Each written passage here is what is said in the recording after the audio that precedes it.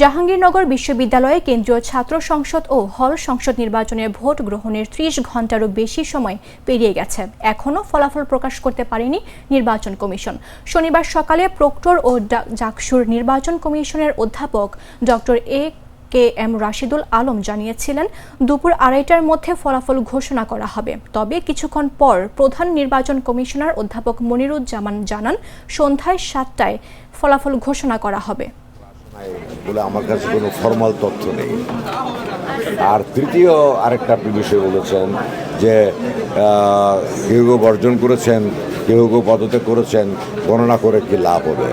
আমরা তো এখানে লাভ লোকসান দিয়ে আসলে গণনার কাজ করছি না। আমরা আমাদের হল ইউনিয়ন প্লাস জাকসুর জন্য আমাদের কনস্টিটিউশনস আছে।